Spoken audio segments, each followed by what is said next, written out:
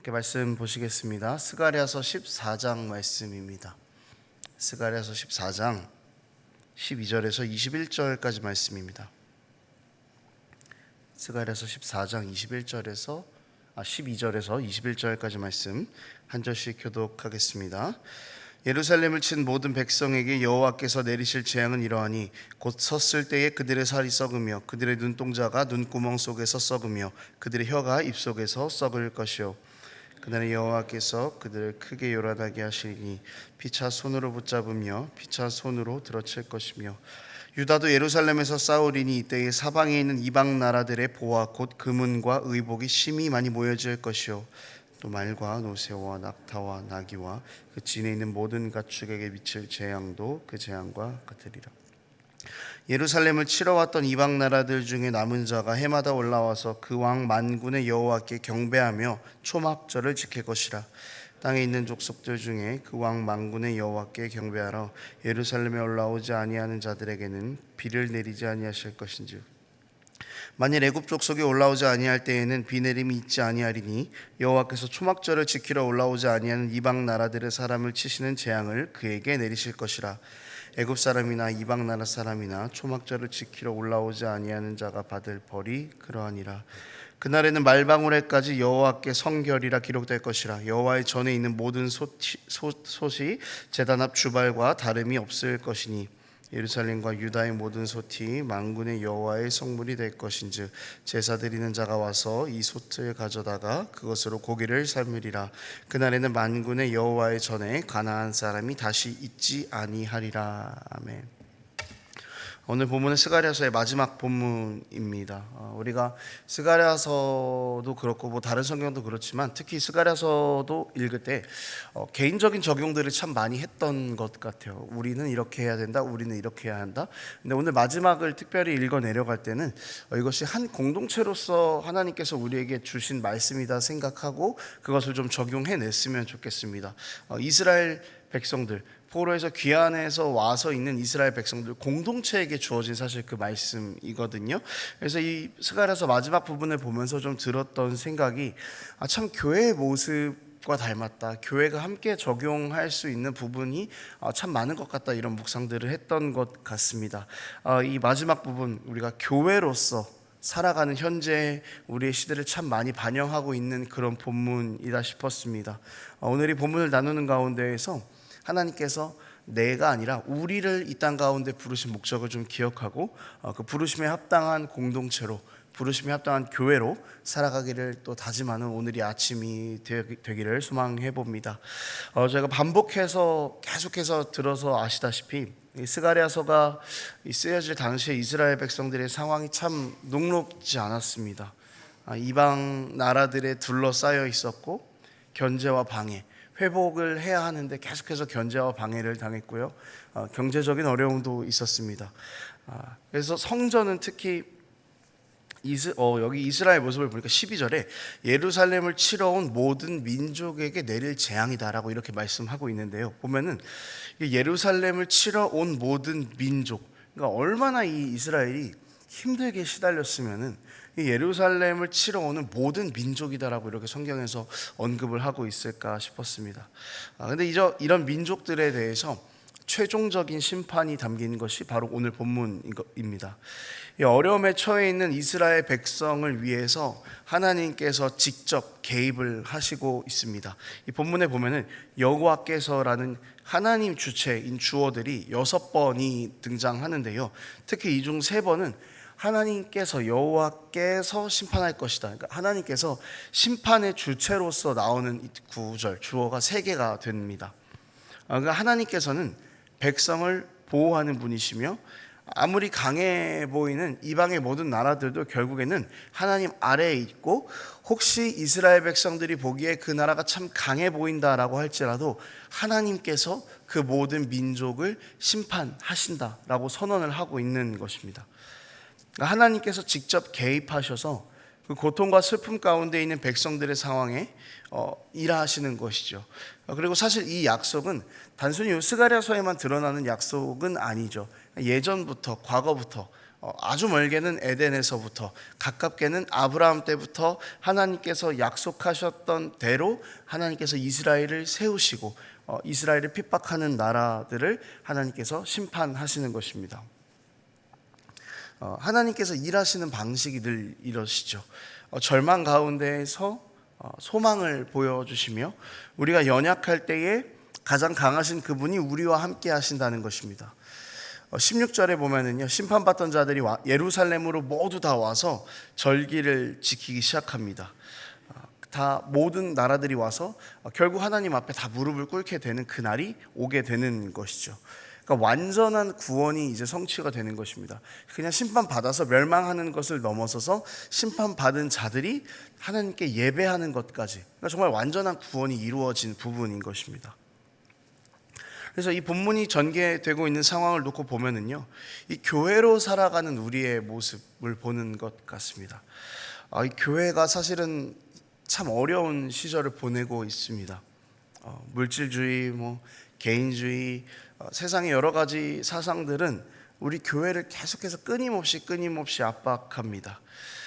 세상에 하나님보다 더 그럴듯해 보이는 우상들이 많이 있고요.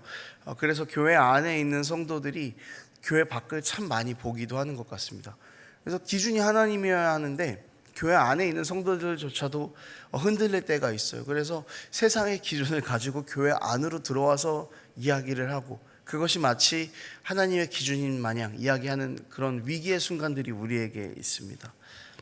가면 갈수록 교회는 사람들의 신뢰를 받지 못하고 고립이 되어 있습니다.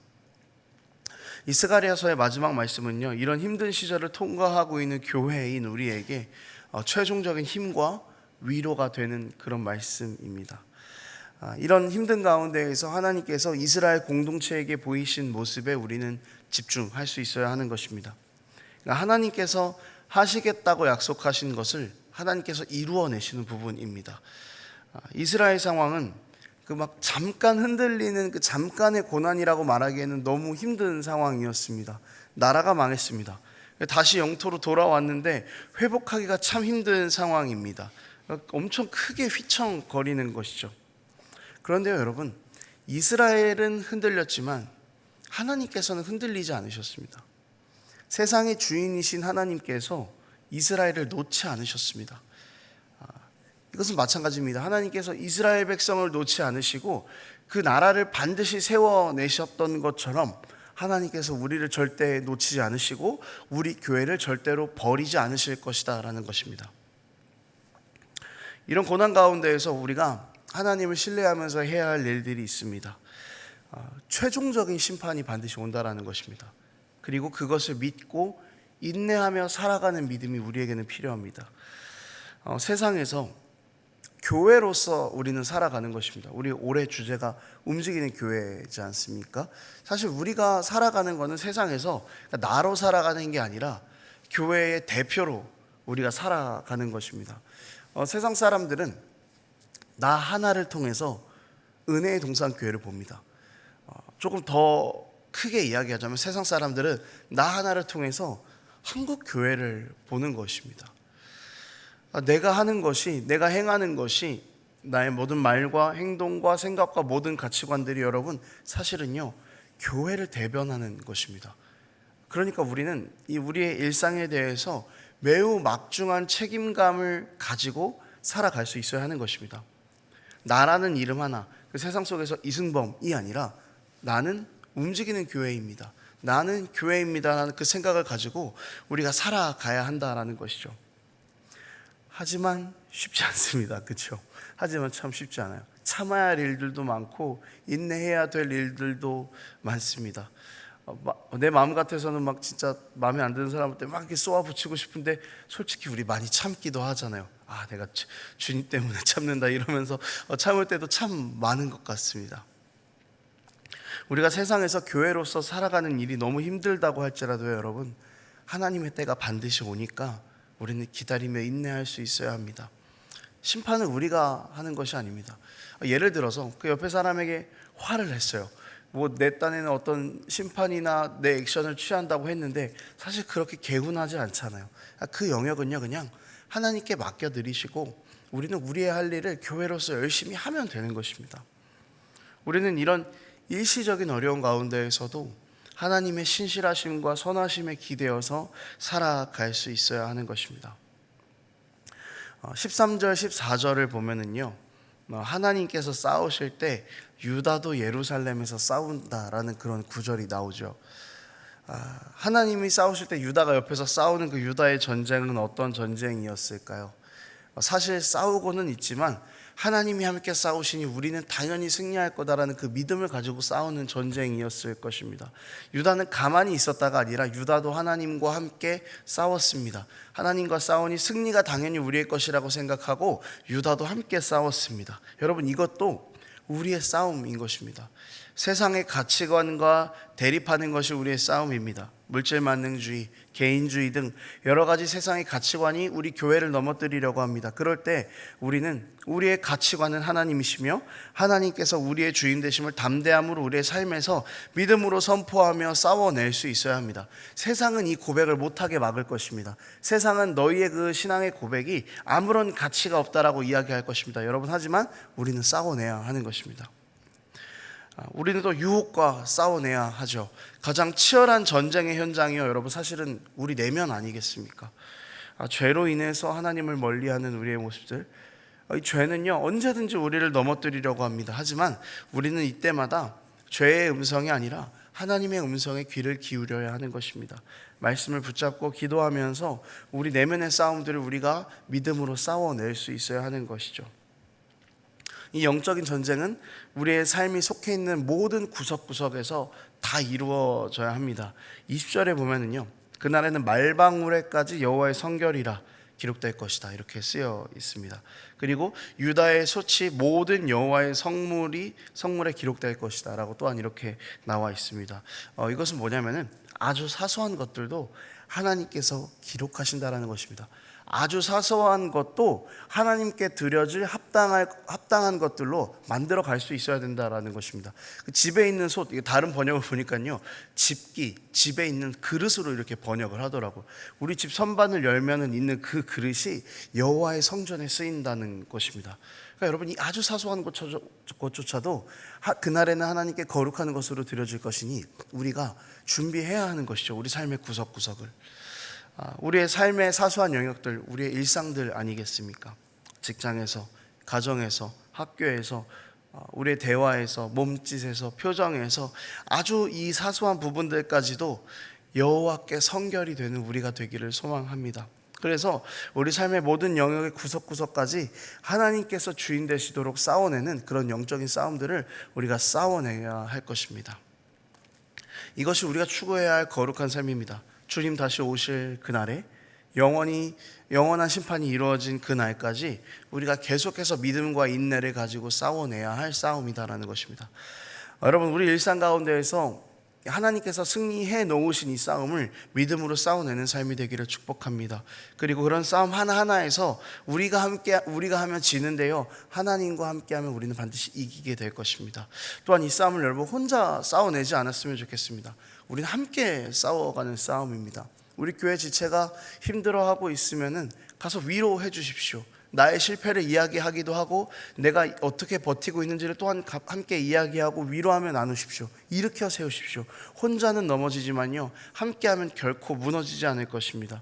하나님께서 이스라엘 공동체에게 이 말씀을 주신 이유는 너희가 이 말씀을 기록하고 혹시 누군가가 놓친다면 이 말씀을 붙잡고 네가 일으켜 세워줘라, 네가 일으켜 세워줘라, 이거를 주님께서 말씀하시는 것입니다. 그러니 여러분, 하나님의 말씀이 우리 교회에 주어졌다라는 것을 반드시 기억하고 주님 다시 오실 그날까지 함께 걸어나가는 우리 교회, 은혜의 동산교회 모든 성도님들의 삶이 되기를 축복합니다. 말씀을 정리합니다. 21절에 보면은요, 가나안 사람이 다시 잊지 아니하리라 라고 쓰여 있습니다. 하나님께서 완전히 이기셨다라는 뜻입니다. 우리는 지금 교회로서 참 힘든 시대를 살아가고 있지만 여러분 걱정하실 필요 없습니다. 하나님께서 반드시 완전히 이기셨습니다. 우리는 무너질 수 있습니다. 우리는 연약할 수 있습니다. 하지만 약속하신 하나님이 무너지지 않으십니다. 우리는 약할 수 있으나 우리와 함께 하신 하나님, 그분이 강하시기 때문에 하나님의 교회는 진동하거나 결코 무너지지 않을 것입니다. 이스라엘에서의 마지막 자락에서 하나님께서 우리에게 약속하신, 교회에 약속하신 이 승리의 말씀을 붙잡을 수 있었으면 좋겠습니다. 지금 참 치열하고 힘들지만 우리에게 참 평화가 올 것입니다. 주님 다시 오실 그날까지 우리의 작은 그 삶의 일상들을 여호와께 성결이라고 고백해낼 수 있는 그런 우리 교회가 되기를 소망합니다. 기도하겠습니다.